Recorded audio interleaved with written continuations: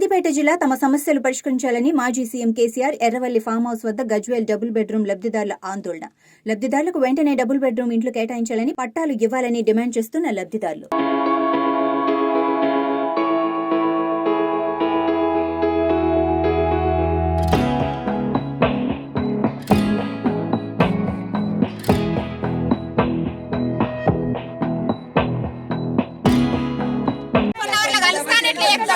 ఇప్పుడు చెప్పిండు కదా ఆల్రెడీ హాఫ్ అన్ అవర్ లో కలుస్తామమ్మా అని ఫోన్ చేసి హాఫ్ అన్ అవర్ లో కలుస్తాం సరే వాళ్ళ పంపించేసి నాకు ఎంత బాగాలేదని చెప్తుండ్రు.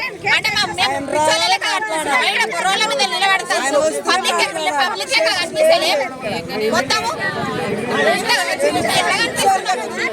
మాకు పర్మిషన్ ఇచ్చేదాకా మేము పోలీసు వాళ్ళని పెట్టి కొట్టించడమో కొట్టిపియని అట్లయినా సరే, ఏం చేసాడమో చెయ్యని అట్లయినా సరే అన్నింటికి నిండా మునిగినామనే వచ్చినాం. ఇంత దూరం కానీ ఎన్నిసార్లు ధర్నాలు చేసినాం, ఎన్నిసార్లు చేసినాము, ఎన్ని అయినా కానీ అయితలేదు అసలే. కానీ ఇంత దూరం అయితే అంత దూరం అవుతుంది. కానీ వాళ్ళు డ్రా ఎందుకు తీయాలన్నా, పర్మిషన్ కావాలంటే ఏ సార్ దగ్గర పోయి పర్మిషన్ తీసుకుంటాము, ఏ సార్ని అడుగుతాము. ప్రతాప్ రెడ్డి ఇయ్యాడు, ఏ సార్ ఇయ్యాడు. గజ్వేల్ నుంచి వెళ్ళి వచ్చినామని అంటే ఇంత విలువ కూడా ఇయ్యరా? మేము మనుషులు లెక్క కానొస్తలేం. ప్రతి ఊరికి బెడ్రూమ్లు మంచిడు, మరి గజ్వేల్ ఏం పాపం చేసినామని మంచలేడు.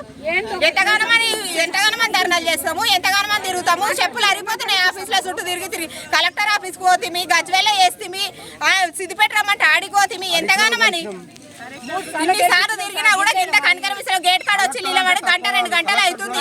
కనీసం ఒక ఫోన్ లేదు, కనీసం ఇట్లా మాట్లాడతామన్నా ఇంత ఇన్ఫర్మేషన్ ఇచ్చుడు కూడా లేదు సార్కి. సార్ దాకా ఏరుతుందా ఇన్ఫర్మేషన్? ఇప్పుడు ఎలక్షన్లు ఉంటేనేమో మమ్మల్ని నిలగొడుతున్నారు. ఎలక్షన్లు ఉన్నాయి, ఎలక్షన్ కోడ్ ఉంది, ఇంతమంది ఉండొద్దు, అది ఇదని నిలగొట్టేస్తున్నావు. ఇప్పుడు హాఫ్ అన్ అవర్ లో పర్మిషన్ ఇస్తానని చెప్పి మళ్ళీ ఇప్పుడు సార్లను పంపించి ఇక్కడ నుండి వెళ్ళిపోండి అమ్మా, మీరు ఇంతమంది ఉండొద్దు అని చెప్తున్నారు. ఎట్లా? మేమేమన్నా ఆడ నుంచి వెళ్ళి ఇంత దూరం వచ్చింది మా కడుపు తిప్పలు చెప్పుకోనికే కదా. మరి ఎలక్షన్లు అంటే నువ్వు డ్రా తీయకుండా అయిపోతుండే, మాకు రాకుండా అయిపోతుండే కదా. అసలు సీఎం గా గెలిచినప్పటి నుంచి మాకు ఏం చేసినావు? మాది గజ్వేల్ సార్, గజ్వేల్ కాన్స్టిట్యూన్సీ వ్యక్తిని. ఇక్కడ ఉన్న అంత పేద ప్రజలు ఉన్నారు. గజ్వేలే సార్, అంతా పేద ప్రజలు. ఒక కేసీఆర్ క్యాండిడేట్ మనుషులు 3 సార్లు ఓట్లేసి గెలిపించినాము. కేసీఆర్ అసలు గజ్వేల్లో ఉండడా లేడా అనేది ఇదివరకు కంటి చూపు కూడా కనబడతలేదు. మా బాధ మా దుఃఖం చెప్పుకోలేక ఇక్కడ ఫామ్ హౌస్ దగ్గరికి వస్తే పోలీసు వాళ్ళకు కూడా రెస్పాన్స్ చేసినాము. దయచేసి ఆయన కళ్ళుతోని మనల్ని చూసి మా బాధ అర్థం చేసుకుంటాడని కలెక్టర్ దగ్గరికి పోయినాము, మాకు రెస్పాన్స్ దొరకలే. ఎంఆర్ఓ దగ్గరికి పోయినాము, రెస్పాన్స్ దొరకలేదు. ఒక సిపి దగ్గరికి పోయినాం, రెస్పాన్స్ దొరకలే. ఒక చిన్న స్థాయి గజ్వేల్ కౌన్సిలర్లు ఉన్నారు 20 మంది. ఒక 20 మంది గజ్వేల్ కాన్స్టిట్యున్సీలో ఒక కౌన్సిలర్ పట్టించుకోడు. ఒక ఎమ్మెల్యే అయి 3 సార్లు గెలిపించినాము. మా పేద ప్రజలను నువ్వు అర్థం చేసుకోక నీ కాన్స్టిట్యున్సీ నువ్వు మమ్మల్ని పట్టించుకోకపోతే మా పేదోళ్ళ బతుకులు ఏం కావాలి? మేము జెండాలు పట్టినాము, బ్యానర్లు మోసినాము, గజ్వేల్ గల్లీలో దిగినాము, ప్రచారం చేసినాము, హరీష్ రావుతో మాట్లాడినాము, మన ప్రతాప్ రెడ్డితో మాట్లాడినాము. ఇంతమందితో మాట్లాడితే పేద ప్రజలకు మీరు సేవ చేయండి, మీరు మాకు ఏం సాయం చేస్తారు? మీ దగ్గరకు మేము ఎందుకు వచ్చినాం?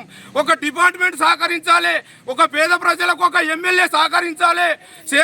మా పేద ప్రజలు మా బతుకులేది. నువ్వు ఏం సాయం చేసినావు? మాకు ముందుకు ఎందుకు వస్తలేవు? నీ దగ్గరకు వచ్చినా నీ పర్మిషన్ తీసుకుంటే ఎవరు ఇయ్యరు. మరి మేము ప్రజలమా కాదా? మేము మీ మనుషులమా కాదా? మేము మీ క్రాండెడ్ మీ వార్డులో మేము తిరిగినాము, మీకోసం వచ్చినాము. నువ్వు మీకు 3 సార్లు ఓటేసి ఒక ముస్లిం సోదరులము ఒక ఈద్ ముబారక్ చెప్పడానికి వస్తే నీకు ఒక పర్మిషన్ కావాలంటావు. ఓట్లకు వచ్చి ఏ పర్మిషన్ అడుగుతున్నావు సార్ మా ప్రజలను? నువ్వు ఎందుకో నీ దగ్గరకు వస్తే మమ్మల్ని ఒక తరిమి కొట్టినట్టు చిన్న చూపు చూస్తున్నావు. ఎందుకు సార్ మా బాధ తెలుసుకోవు?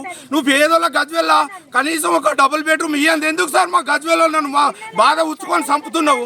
నువ్వు ఒక అవకాశం ఎందుకు